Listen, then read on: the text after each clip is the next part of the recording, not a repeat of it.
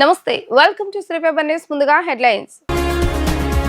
పొన్నమిఘాట్లో నిర్వహించిన విజయవాడ ఉత్సవాల పాల్గొన్న ఉపరాష్ట్రపతి సిపి రాధాకృష్ణన్. విజయవాడ ఉత్సవం మరిన్ని శతాబ్దాలు కొనసాగాలని ఆకాంక్ష.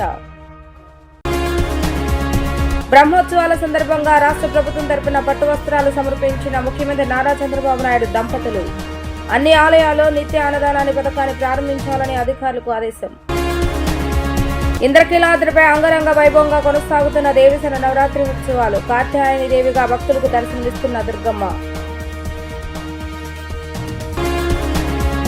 తెలుగు భాష యొక్క అందం, సాహిత్యం, సంగీతం వైభవాన్ని ఉపరాష్ట్రపతి సిపి రాధాకృష్ణ ప్రశంసించారు. తెలుగులో పాడిన పాటలు అద్భుతంగా ఉంటాయని కొనియాడారు. విజయవాడ ఉత్సవం మరిన్ని శతాబ్దాలు కొనసాగాలని ఆయన ఆకాంక్షించారు. Vijayawada hot city, cool people అని వ్యాఖ్యానించారు. రాబోయే రోజులు విజయవాడ నగరం అభివృద్ధి చెందిన నగరంగా నిలవబోతుందని ఆయన ఆశాభావం వ్యక్తం చేశారు. ఉపరాష్ట్రపతి సిపి రాధాకృష్ణన్ ఆంధ్రప్రదేశ్ పర్యటనలో భాగంగా పొన్నమిఘాట్లో నిర్వహించిన విజయవాడ ఉత్సవం 2025 కార్యక్రమంలో పాల్గొన్నారు. ఈ సందర్భంగా జరిగిన సభలో ఆయన మాట్లాడుతూ ఉపరాష్ట్రపతిగా బాధ్యతలు చేపట్టిన తర్వాత అధికారికంగా మొదటిసారి విజయవాడకు రావడం పట్ల సంతోషం వ్యక్తం చేశారు. విజయవాడలో తనకు అద్భుతమైన గౌరవం లభించిందని అన్నారు. ఇక్కడ సాంప్రదాయాలు, సంస్కృతి దేశానికి గర్వకారణమని పేర్కొన్నారు. ఈ పర్యటన తన జీవితంలో మర్చిపోలేని అనుభవంగా నిలిచిపోతుందని అన్నారు. ముఖ్యమంత్రి నారా చంద్రబాబు నాయుడు నాయకత్వంలో రాష్ట్రం వికసిత్ ఆంధ్రప్రదేశ్ దిశగా ముందుకు సాగుతుందని కొనియాడారు. ప్రజలందరికీ కనకదుర్గమ్మ ఆశీస్సులు ఉండాలని ఆకాంక్షించారు. Our national poet Bharati, though he has hailed from Tamil Nadu, when he was in his poem he has said, செப்புமொழி 18 உடையால் எனினும் சிந்தனை ஒன்றுடையால் என்று சொன்னான். We may be having and we may be speaking 18 different languages, but our thinking and dharma is always one. When he was talking about Telugu in his poem, he has prized Telugu like anything. He said, சுந்தர தெலுங்கினில் பாட்டிசைத்து என்று சொன்னான். ஏன் தெலுங்கை மட்டும் அவன் சுந்தர தெலுங்கு என்று சொன்னான் என்று சொன்னால், the reason is why he has said while telling about Telugu as Sundara Telugu, that is Telugu itself is musical, it is melodious, it is sweet. That is the reason he has said that in his poem. And today we are celebrating the great festival of our culture, representing our culture, Vijayawada Utsav 2025. And as it was mentioned by our MP, that it is taking place in 5 places of Vijayawada, and this is the single largest festival in the world. And I wish this festival to be continued for another 100 years or more. And it will grow and grow. It will link the people together. Yes, it is linking all of us today. And this, we had a wonderful day. What a day today. We always worship goddess. Navaratri is for goddess. Navaratri, we are celebrating so many festivals all over the country. But Navaratri is the most important festival. And this is the only festival we are celebrating for 9 continuous days. That is the greatness of it. Vijayawada is one of the hottest place in the country. But the people of Vijayawada is the coolest people in the country. That has to be appreciated. We all know maximum chili is used in Vijayawada food, the most god food. But the people of Vijayawada is always affectionate and they love everybody. That is the real culture of Vijayawada, and I wish that Vijayawada is the most fast developing and most fastest growing city in the country, that one day Vijayawada is going to be one of the marvelous city of Bharat. And Andhra Pradesh is always with fertile land, hard working and feeding the food for the entire country. And our farmers, agriculturists of Andhra Pradesh are tireless working culture they have. And they are producing the rice for not only Andhra Pradesh, for the entire country. And I am sure Andhra Pradesh in the recent year has made significant strides in education, healthcare, infrastructure, development, public welfare, planned urbanization, and the most importantly, the economic growth of Andhra Pradesh is the most fastest and highest in the country today. And I wish you all Andhra Pradesh people, the day will come that Vikshit Andhra Pradesh is not a dream but a reality. Today Andhra Pradesh is mainly focusing on the women's empowerment, healthcare and their education. And Andhra Pradesh is emerging as a hub for the technology and innovation with information technology and biotechnology sectors showing the rapid growth in the most modern scientific economy, and it is competing with the world. You go to America, the more NRIs are from which state, you can easily find that is from Andhra Pradesh. And American economy is dominated by the Andhra Pradesh entrepreneurs. TTD ఆధ్వర్యంలో నిర్వహిస్తున్న అన్ని ఆలయాల్లో నిత్యాన్నదాన పథకాన్ని ప్రారంభించాలని CM Chandrababu Naidu ఆదేశించారు.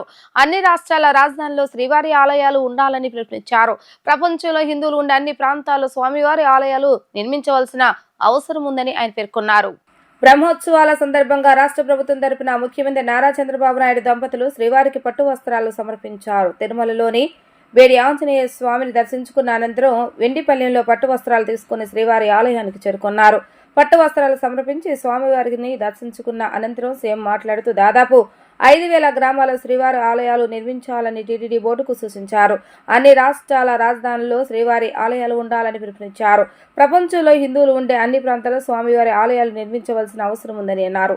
17 లక్షల మంది శ్రీవారి సేవకులు ఉన్నారని, బ్రహ్మోత్సవాల్లో 14 సార్లు పట్టు వస్త్రాలు సమర్పించే అవకాశం భగవంతుడు నాకు కల్పించారని అన్నారు. చిన్నప్పటి నుంచి వెంకటేశ్వర స్వామిని చూస్తూనే పెరిగానని, నాకు ఎలాంటి కష్టం వచ్చినా ఆయనే ఆదుకున్నారని తెలిపారు. శ్రీవారి దయవల్లే ఎవరికైనా శాంతి సౌభాగ్యమని ఆయన అన్నారు. మంత్రి నారా లోకేష్ దంపతులు, TTD chairman BR Naidu, EO Anil Kumar Singhal, board సభ్యులు, పలువురు ఎమ్మెల్యేలు సీఎం వెంట ఉన్నారు.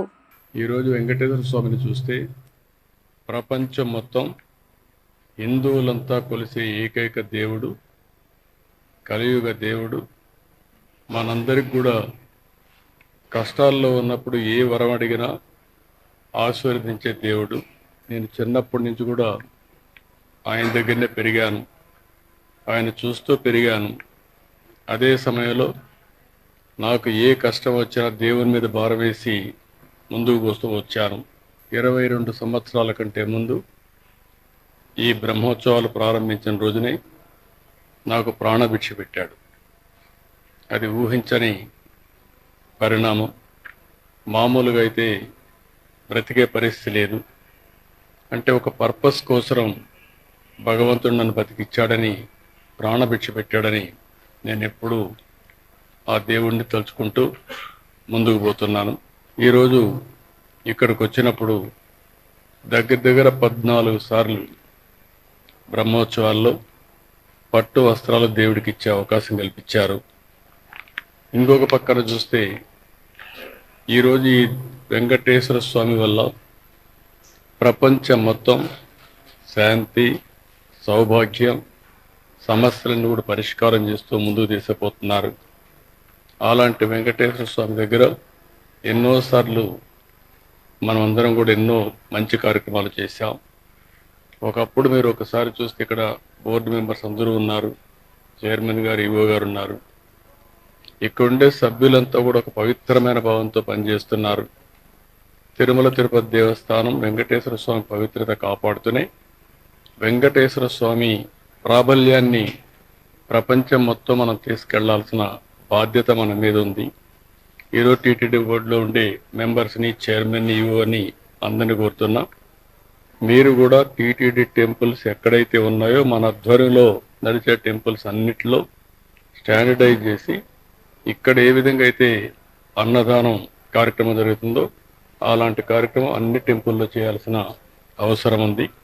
దానికి శ్రీకారం చుట్టాల్సిందిగా మిమ్మల్ని అందరినీ కోరుతున్నాను. అదే మరిగా వెంకటేశ్వర స్వామి దేవాలయాలు, దీన్ని మొన్న కూడా నేను చెప్పాను, ఈ దేవాలయాలు రాష్ట్రంలో అన్ని గ్రామాల్లో ఉండాలి. దేశంలో అన్ని రాజధానుల్లో ఉండాలి. ప్రపంచంలో హిందువులు ఎక్కడుంటే అక్కడ కూడా ఉండాల్సిన అవసరం ఉంది. దీనికి కూడా కొన్ని కమిటీలు వేసుకుని అక్కడ ఉండేవాళ్ళు మనం ఎప్పుడప్పుడు మాట్లాడి ప్రపంచం మొత్తం వెంకటేశ్వర స్వామి దేవాలయాల్ని నెలకొల్పే విధంగా మీరు చేయాల్సిన అవసరం ఉంది. ఆ దేవాలయాలన్నీ మళ్ళీ ఈ మెయిన్ టెంపుల్కి మనం అనుసంధానం చేసుకుందాం.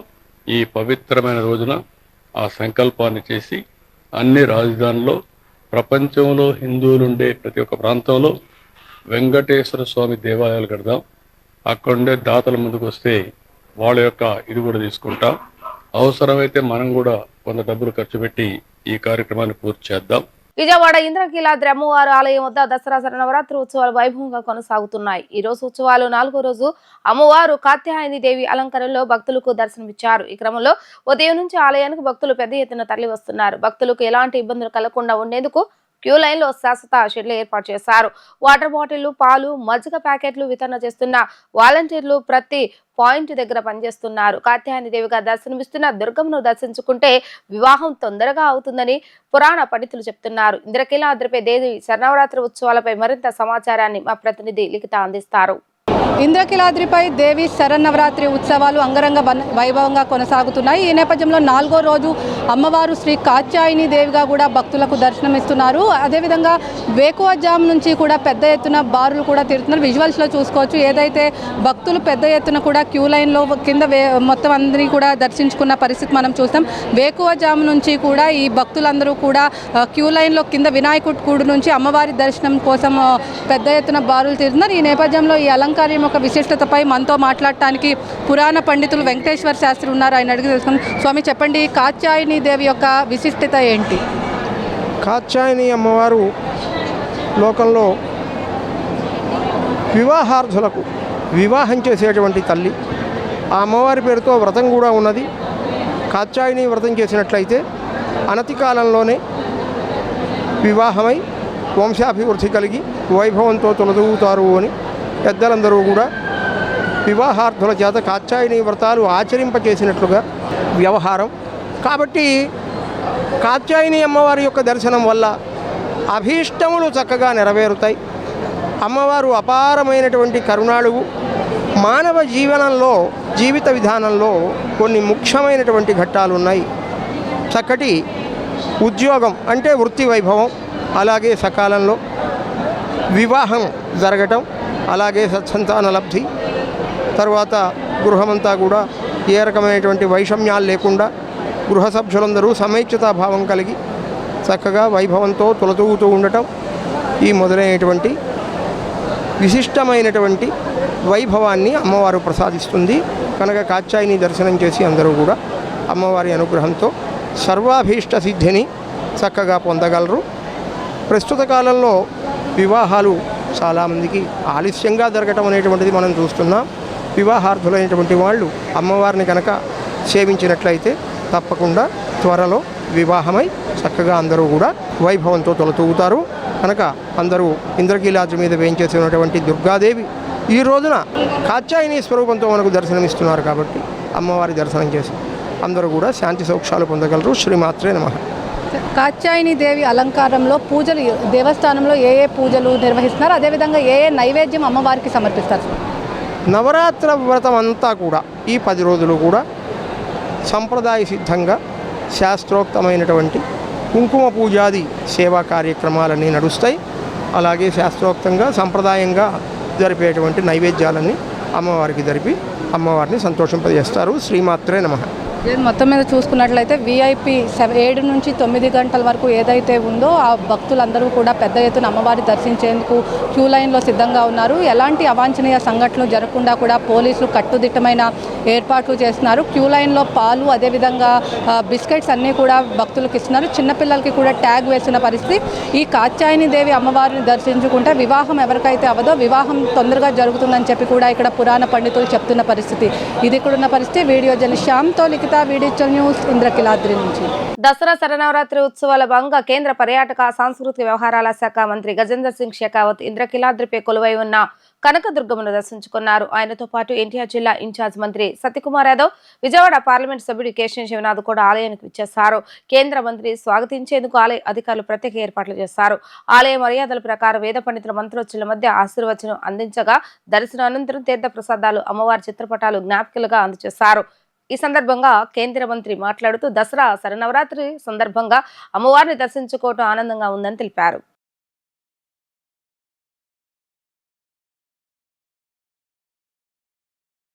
At this historic temple of Goddess Durga during this period, auspicious period of Navaratri.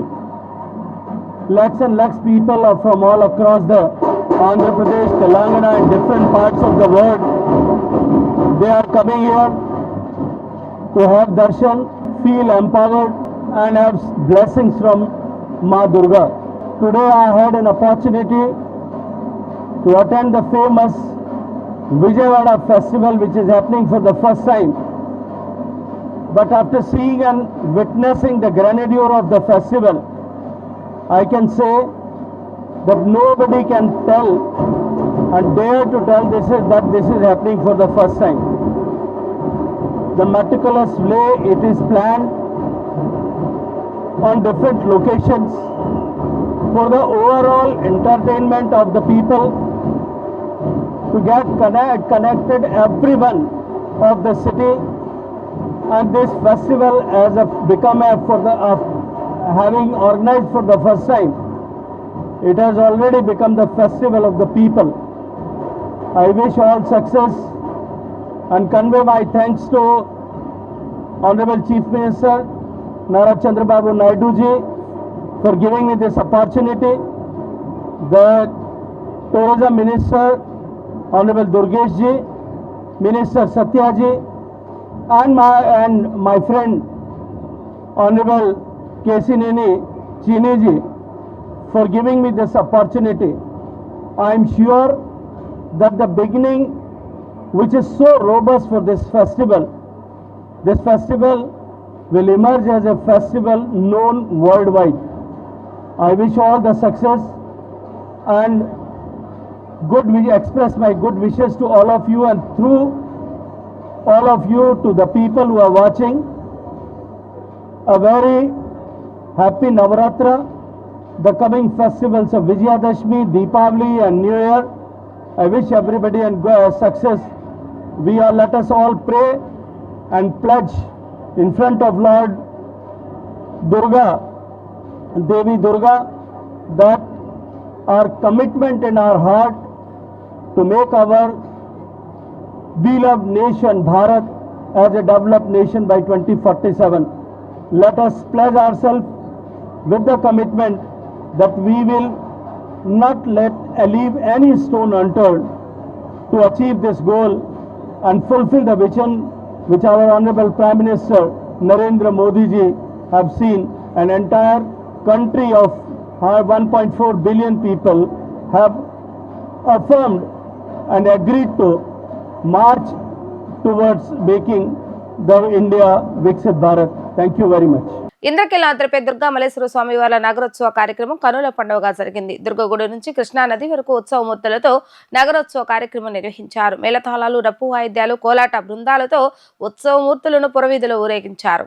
Dasara ఉత్సవాలలో భాగంగా శ్రీ గంగా పార్వతి సమేత దుర్గా మల్లేశ్వర స్వామి వార్ల నగరోత్సవ సేవ కనుల పండుగగా సాగింది. మల్లేశ్వర స్వామి వారి ఆలయ సమీపంలోని యాగశాల వద్ద నుంచి సేవ ప్రారంభమైంది. తొలుత పల్లకిపై కొలువు తీరిన ఉత్సవమూర్తులకు ఆలయ ఈవో సేనానాయక్, కేంద్ర పర్యాటక సాంస్కృతిక వ్యవహారాల శాఖ మంత్రి గజేంద్ర సింగ్ షెకావత్, మంత్రి సత్యకుమార్ యాదవ్, ఎంపీ కేశవ శివనాథ్ పూజా కార్యక్రమాలు నిర్వహించారు. స్థానాచార్య విష్ణుభట్ల, శివప్రసాద్ శర్మ దేవతామూర్తుల వద్ద కొబ్బరికాయ కొట్టి ఊరేగింపును ప్రారంభించారు. మేళతాళాలు, మంగళ వాయిద్యాలు, కేరళ డప్పు కళాకారుల విన్యాసాలు, భక్త బృందాల కోలాట నృత్యాల మధ్య నగరోత్సవం వైభవంగా సాగింది. మహామండపం, కనకదుర్గా నగర్, రథం సెంటర్, వినాయక గుడి ఘాట్ రోడ్డు మీదుగా ఊరేగింపు ఆలయానికి చేకూరింది. మహామండపం ఎదుట ఉత్సవ మూర్తులకు అర్చకులు పూజా కార్యక్రమాలు నిర్వహించడంతో నగరోత్సవ కార్యక్రమం ముగిసింది.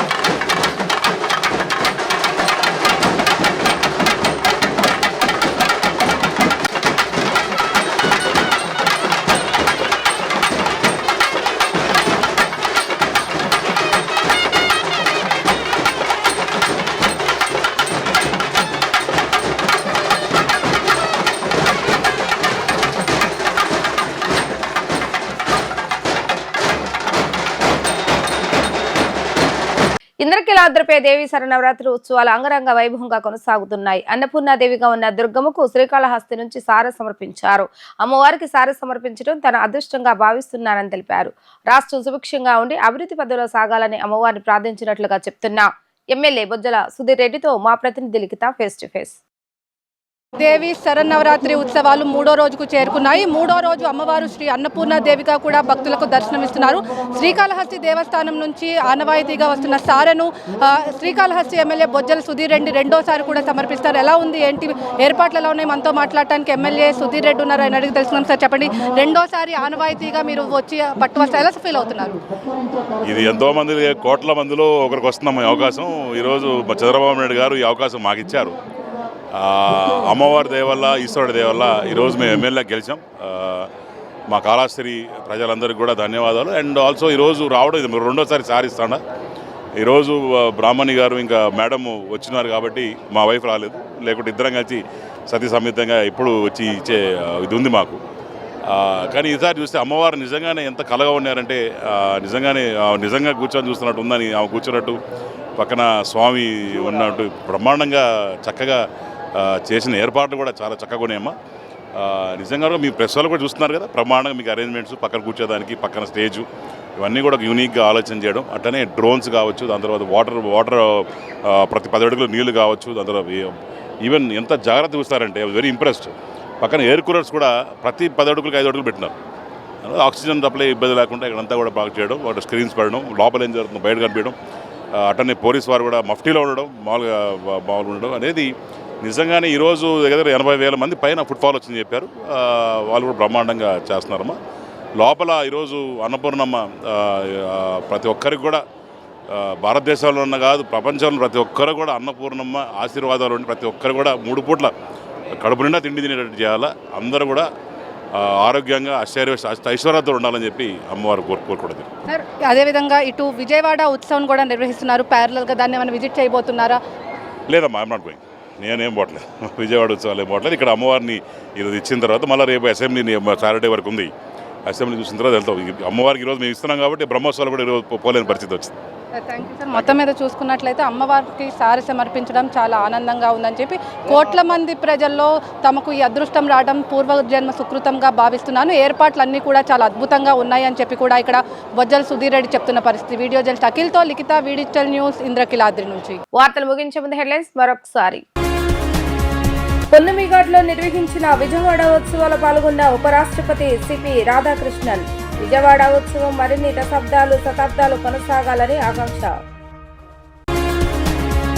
బ్రహ్మోత్సవాల సందర్భంగా రాష్ట్ర ప్రభుత్వం తరపున పట్టు వస్త్రాలు సమర్పించిన ముఖ్యమంత్రి నారా చంద్రబాబు నాయుడు దంపతులు.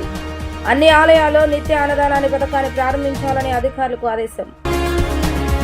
ఇంద్రకీలాద్రిపై అంగరంగ వైభవంగా కొనసాగుతున్న దేవి శరన్నవరాత్రి ఉత్సవాలు. కాత్యాయని దేవిగా భక్తులకు దర్శనమిస్తున్న దుర్గమ్మ.